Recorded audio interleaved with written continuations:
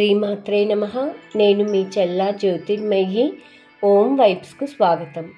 ఈ వీడియోలో నేను ఆదిశంకరాచార్యులు వారు రచించిన స్తోత్రాలను నవరాత్రులలో ఏ రోజున ఏ శ్లోకాలు పఠించాలో క్లుప్తంగా తెలిపే ప్రయత్నం చేస్తాను. ముందుగా దసరా పండుగ గురించి తెలుసుకుందాం. దసరా హిందువుల ముఖ్యమైన పండుగ. ఆశ్వీజ శుద్ధ పాడ్యమి నుండి ఆశ్వీజ శుద్ధ నవమి వరకు 9 రోజులు దేవీ నవరాత్రులు, 10వ రోజు విజయదశమి కలిసి దసరా అంటారు. ఆలయంలో ఒక్కో రోజు ఒక్కో అలంకారం చేస్తారు. ప్రతి ఊరిలో వారి వారి సంప్రదాయంకి అనుగుణంగా అమ్మవారిని కొలుస్తారు. పురాణాల ప్రకారం మహిషాసురుడు అనే రాక్షసుడు దేవతలందరినీ జయించిన అహంకారంతో లోకాలను పాలించాడు. దేవతల శక్తులు కలిసి దుర్గాదేవిగా అవతరించి 9 రోజుల పాటు మహిషాసురునితో ఘోర యుద్ధం చేసి 10వ రోజున అతన్ని సంహరించింది. అందువల్లే 9 రోజులు పూజలు శక్తి సాధనకు, 10వ రోజు విజయం భక్తుల జీవితంలో విజయాన్ని సూచిస్తుందని భావిస్తారు. ఆదిశంకరాచార్యులు దుర్గాదేవి, లక్ష్మీదేవి, సరస్వతీదేవి అమ్మవార్ల గురించి పలు శ్లోకాలు, స్తోత్రాలు రచించారు. భక్తులు వీటిని దసరా నవరాత్రుల పూజలకు అనుగుణంగా వీటిని విభజించి పఠించడం మొదలుపెట్టారు.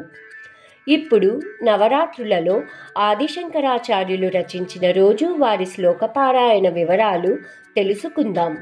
మొదటి రోజు పాడ్యమి, శైలపుత్రీదేవి ఆరాధన ప్రారంభం. ఈ రోజున భవానీ భుజంగ ప్రయాత స్తోత్రం, దుర్గా పంచరత్న స్తోత్ర పఠనం. రెండవ రోజు ద్వితీయ, బ్రహ్మచారిణీదేవి. ఈ రోజున అన్నపూర్ణాదేవి అష్టకం, సౌందర్యలహరిలోని తొలి 10 శ్లోకాల పఠనం. మూడవ రోజు తృతీయ, చంద్రఘంటాదేవి. ఈ రోజున దుర్గాష్టకం, భవానీ అష్టక శ్లోక పఠనం. నాలుగవ రోజు చతుర్థి, లక్ష్మీదేవి ఉపాసన ప్రారంభం. ఈ రోజున కనకదారా స్తోత్రం, మహాలక్ష్మి అష్టక శ్లోక పఠనం. ఐదవ రోజు పంచమి, స్కందమాతాదేవి.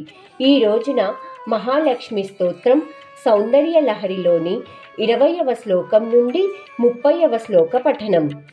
ఆరవ రోజు షష్ఠి, కాత్యాయనీదేవి. ఈ రోజున అష్టలక్ష్మి స్తోత్రం. 7వ రోజు సప్తమి, సరస్వతీదేవి ఉపాసన ప్రారంభం.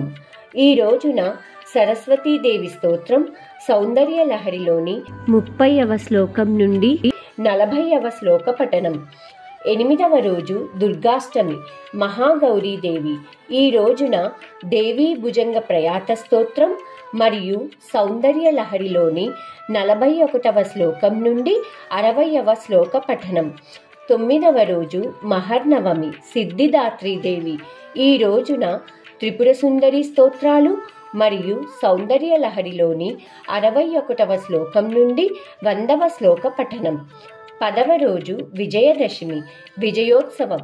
ఈ రోజున సౌందర్యలహరిలోని 100 శ్లోకాలు లేదా లలితాదేవి త్రిశతి లేదా లలితాదేవి సహస్రనామ పఠనం చేయాలి. ఈ నవరాత్రులలో అమ్మవార్లను పూజిస్తూ మన సనాతన ధర్మాన్ని పునఃప్రతిష్ఠించిన శ్రీ ఆదిశంకరాచార్యుల వారి శ్లోకాలను పఠించి అమ్మవారి కృపకు పాత్రులు కాగలరని మనస్ఫూర్తిగా కోరుకుంటున్నాను. ఇంతటితో నవరాత్రులలో ఆదిశంకరాచార్యులు రచించిన రోజు వారి శ్లోకపారాయణ వివరాలు సంపూర్ణం. సర్వే జనా సుఖినో భవంతు. మరొక వీడియోలో శ్రీ ఆదిశంకరాచార్యుల దిగ్విజయ పరంపర, ఇతర విశేషాల గురించి తెలుసుకుందాం. అందరికీ శుభం జరగాలని కోరుకుంటూ మీ చెల్లా జ్యోతిర్మయి.